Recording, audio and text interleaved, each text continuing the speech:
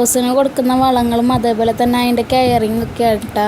ഈ റോസൊക്കെ കണ്ടില്ലേ, ശരിക്കും വിരിയാണ്ട് കേടായ രീതിയിലാണ് പൂക്കളൊക്കെ വിരിയുന്നത്. അപ്പോൾ അതൊക്കെ ഞാൻ എങ്ങനെയാണ് മാറ്റിയെടുത്തതെന്നുള്ളതാണ് കേട്ടോ ഇന്നത്തെ വീഡിയോയിൽ. ഇതാണ് കേട്ടോ ഇപ്പം നമ്മുടെ ആ ചെടിയുടെ അവസ്ഥ. ഇപ്പോൾ ഒരു കീടബാധയില്ല, നന്നായിട്ട് തന്നെ നല്ല പൂക്കൾ വിരിയുന്നുണ്ട് കേട്ടോ. ഒരുപാട് കളക്ഷൻസ് എൻ്റെ കയ്യിൽ ഉണ്ടായിരുന്നു റോസിൻ്റെ, പക്ഷെ നോക്കാൻ പറ്റാത്ത ഒരവസ്ഥ വന്നപ്പോൾ ഒക്കെ നശിച്ചു പോവാണ് ഉണ്ടായത്. ഇപ്പം ഞാൻ ഈ വളങ്ങളൊക്കെ ചെയ്ത് കൊടുത്തപ്പോൾ 1-2 പ്ലാന്റ്സ് നമുക്ക് നന്നായിട്ട് കിട്ടിയിട്ടുണ്ട്. അപ്പോൾ അതെന്തൊക്കെയാണെന്ന് ഞാൻ പറഞ്ഞു തരാം കേട്ടോ. കണ്ടില്ലേ, പുതിയ തളിർപ്പുകളൊക്കെ വന്ന് ആ തളിർപ്പുകളിലൊക്കെ ഒരുപാട് മുട്ടിട്ടിട്ടുണ്ട്.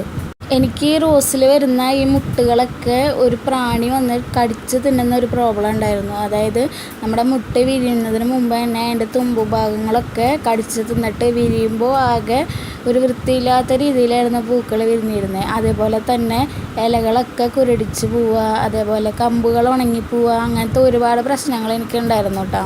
ഈ പ്രാണി വന്നിരിക്കുന്നതിനൊക്കെ ഞാൻ ചെയ്തിരുന്നത് നമ്മുടെ പുളിപ്പിച്ച കഞ്ഞിവെള്ളത്തിൽ കുറച്ച് മഞ്ഞൾപ്പൊടി ഇട്ടിട്ട് സ്പ്രേ ചെയ്ത് കൊടുക്കാറുണ്ട്.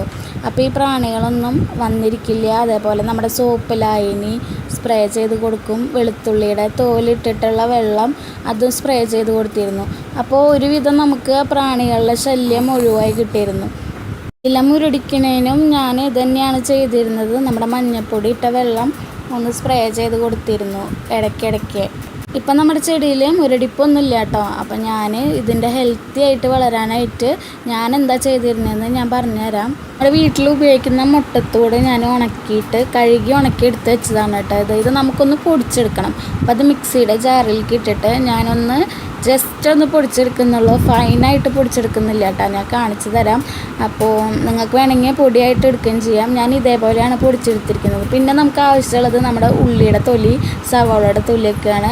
ഇതും ഞാനൊന്ന് അതേ ജാറിലേക്ക് ഇട്ടിട്ട് ഒന്ന് പൊടിച്ചെടുക്കുന്നുണ്ട്, നന്നായിട്ട് പൊടിയാക്കുന്നില്ല. ഞാൻ കാണിച്ചു തരാം. ഇതേപോലെയാണ് ഞാൻ എടുത്തിട്ടുള്ളത്. അപ്പോൾ അധികം പൊടിച്ചിട്ടില്ല കേട്ടോ. പിന്നെ നമുക്കിത് വേണ്ടത് ഇത് രണ്ടും തമ്മിൽ നമുക്കൊന്ന് മിക്സ് ചെയ്തെടുക്കണം. നമ്മൾ എത്ര ചെടിക്ക് ഇടാൻ ഉദ്ദേശിക്കുന്നുണ്ടോ അതിനനുസരിച്ച് നമ്മൾ രണ്ടും കൂടിയിട്ട് ഒന്ന് മിക്സ് ചെയ്തെടുക്കണം കേട്ടോ.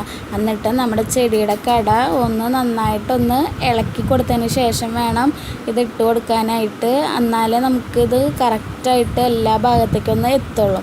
അപ്പോൾ നന്നായിട്ടൊന്ന് ഇളക്കി കൊടുത്തതിന് ശേഷം ആ ചെടിക്ക് ആവശ്യമുള്ള നമുക്ക് ഇതിന് ചുറ്റൊന്ന് ഇട്ട് കൊടുക്കാം. വളരെ അധികം ഇട്ട് കൊടുക്കണ്ട. നമ്മുടെ ചെടിക്കനുസരിച്ച് 1 സ്പൂണോ 1.5 സ്പൂണോ ഇട്ട് കൊടുത്താൽ മതിയാവും.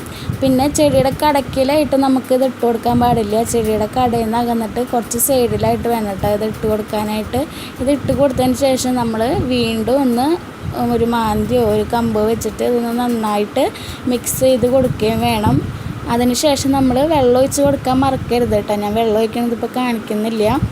നന്നായിട്ട് വെള്ളം ഒഴിച്ച് കൊടുക്കുകയും വേണം. റോസ് ചെടികൾ എപ്പോഴും നമ്മൾ നല്ല വെയിലത്ത് വേണം കേട്ടോ വെക്കാനായിട്ട്.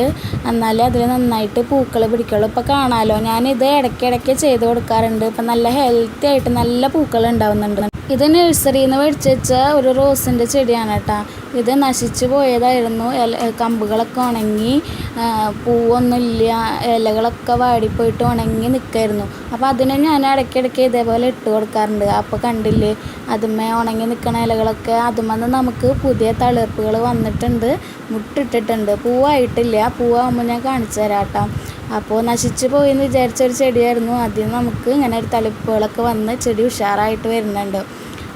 ഈ മുട്ടത്തോട് മാത്രമല്ല, ഇതിനെ നമ്മുടെ പഴത്തൊലി വെള്ളത്തിലിട്ട വെള്ളം ഒന്ന് കടക്കിൽ ഒഴിച്ചു കൊടുക്കുക, അല്ലെങ്കിൽ ചെടിയിലേക്ക് സ്പ്രേ ചെയ്ത് കൊടുക്കുകയൊക്കെ നമ്മുടെ ചെടികളിൽ പൂ വരാനും ചെടിക്ക് ഹെൽത്തി ആയിരിക്കാനൊക്കെ വളരെ നല്ലതാണ്. അതുപോലെ തന്നെ പൂവൊക്കെ ഇട്ട് കഴിഞ്ഞതിന് ശേഷം നമ്മൾ ഇടയ്ക്ക് ഒന്ന് പ്രൂൺ ചെയ്ത് കൊടുക്കുന്നത് നല്ലതായിരിക്കും കേട്ടോ. പ്രൂൺ ചെയ്ത് കൊടുക്കുമ്പോൾ പുതിയ തളിർപ്പുകളൊക്കെ വരും. കണ്ടില്ലേ, ഇത് ഞാൻ പ്രൂൺ ചെയ്ത് നിർത്തിയിരുന്ന ഒരു ചെടിയാണ്. അതുമെന്ന് പുതിയ തളിർപ്പുകളൊക്കെ ഇങ്ങനെ ഇടയിൽ നിന്ന് ഇങ്ങനെ വന്ന് തുടങ്ങിയിട്ടുണ്ട്. കൂടുതലും ഇപ്പം എൻ്റെ ഉള്ളത് നാടൻ വെറൈറ്റി റോസുകളാണ് കേട്ടോ. പുറത്തുനിന്ന് മേടിച്ച് വെച്ചതൊക്കെ ഞാൻ പറഞ്ഞല്ലോ, നോക്കാൻ പറ്റാത്തൊരവസ്ഥ വന്നപ്പോൾ എല്ലാം കേടായിപ്പോയി. ആകെ ഇത് മാത്രമാണ് ഉള്ളത്. പ്രൂൺ ചെയ്യാൻ വേണ്ടി വെട്ടിയ കമ്പുകൾ ഞാൻ ജസ്റ്റ് ഒന്ന് അലവരയിൽ ഡിപ്പ് ചെയ്തിട്ട് കുഴിച്ചിട്ട കമ്പുകളാണ് കേട്ടോ ഇത്. അതൊക്കെ നമുക്ക് പൊടിച്ച് കിട്ടിയിട്ടുണ്ട്. അതുമേലും മുട്ടുകളൊക്കെ വന്നിട്ടുണ്ട്. ഇത് പെട്ടെന്ന് നമ്മുടെ റോസാക്കമ്പ് പൊടിച്ച് കിട്ടാനായിട്ട് നമ്മുടെ അലോവേരയുടെ ഒരു കഷ്ണം എടുത്തിട്ട് അതിലേക്ക് നമ്മുടെ കമ്പുകളൊന്ന് കുത്തി അത് അങ്ങനെ തന്നെ മണ്ണിലേക്ക് ഇറക്കി വെച്ചാൽ പെട്ടെന്ന് തന്നെ പൊടിച്ച് കിട്ടും. അപ്പോൾ ഇതൊക്കെ ഒന്ന് എല്ലാവരും ഒന്ന് ട്രൈ ചെയ്ത് നോക്കുക കേട്ടോ. എന്നിട്ട് നിങ്ങൾക്ക് റിസൾട്ട് കിട്ടുകയാണെങ്കിൽ കമൻറ്റ് ചെയ്യാനും മറക്കരുത്. അപ്പോൾ ഇതേപോലുള്ള വീഡിയോസായിട്ട് നമുക്ക് വീണ്ടും കാണാം. എല്ലാവരും ഒന്ന് സപ്പോർട്ട് ചെയ്യണേ.